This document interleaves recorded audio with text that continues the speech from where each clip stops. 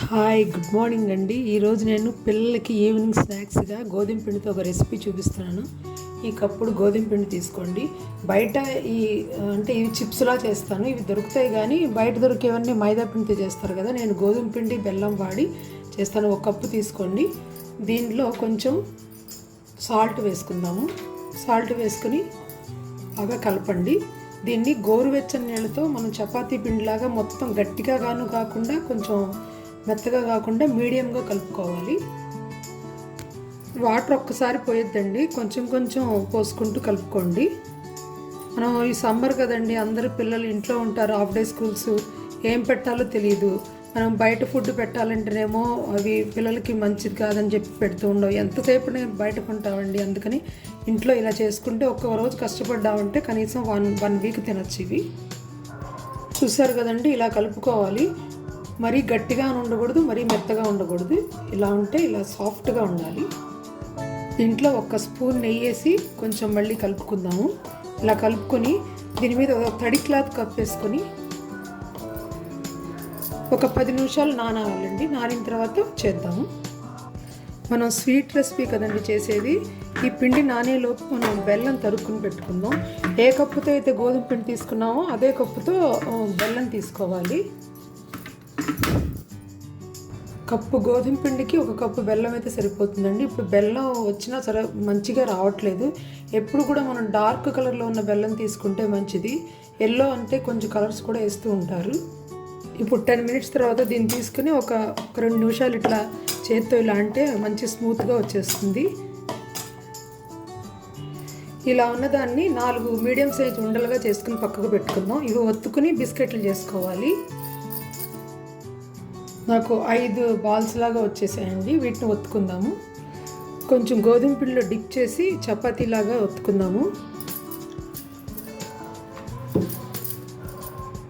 ఇదిగోండి, మరీ మందంగా కాకుండా మరీ పలుచగా కాకుండా ఒత్తుకుని వీటిని బిస్కెట్ లాగా కట్ చేసుకుందాము. నేను దీంతో కట్ చేస్తున్నా. మీరు చాకుతో అయినా మీకు నచ్చిన షేప్లో కట్ చేసుకోవచ్చు. ఇదిగోండి, 4 చపాతీలు ఇలాగే కట్ చేసుకుని బిస్కెట్లా చేసుకుని పక్కన పెట్టుకుని మనం ఆయిల్లో వేయించుకుందాము. బిస్కెట్స్ అన్ని ఇలా చేసుకున్న తర్వాత అన్నీ ఒక పళ్ళెంలో పెట్టకండి. అన్నీ దగ్గర ఉండిపోయి అతుక్కుపోతాయి. అందుకని విడివిడిగా పళ్ళెల్లో పెట్టుకోండి. డీప్ ఫ్రైకి సరిపడా ఆయిల్ పెట్టుకుని ఆయిల్ కొంచెం మీడియం ఫ్లేమ్లో కాగనివ్వండి. మరీ ఎక్కువ కాగితే బిస్కెట్లు వేయంగానే మాడిపోతాయి.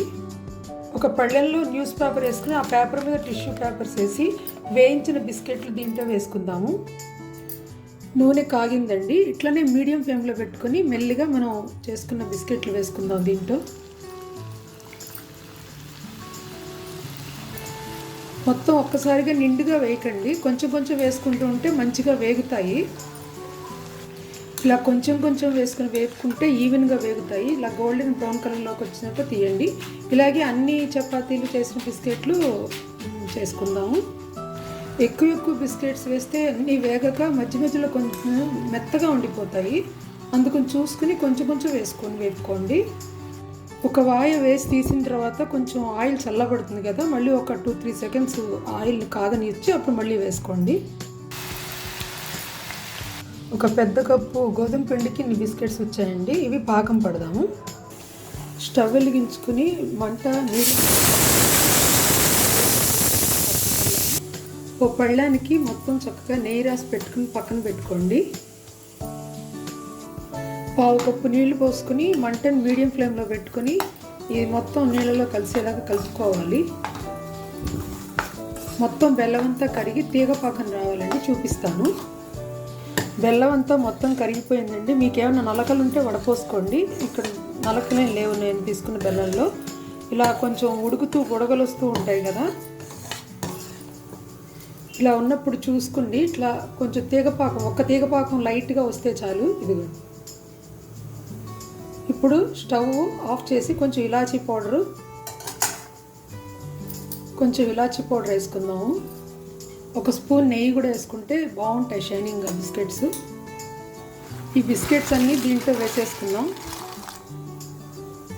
పాకం అంతా దీనికి పట్టేట్టు బాగా కలుపుకోవాలి. మొత్తం అన్ని బిస్కెట్స్కి పాకం అంతా పట్టేట్టు కలుపుకోవాలి. ఇప్పుడు స్టవ్ ఆఫ్ చేసే ఉండాలండి. పాకం అంతా బిస్కెట్స్కి పట్టేటట్టు బాగా కలపాలి అడుగు నుంచి. ఇది మొదక నెయ్యి రాసి పెట్టుకున్నాం కదండి, ఆ పళ్ళెంలోకి వేసేసుకుందాము.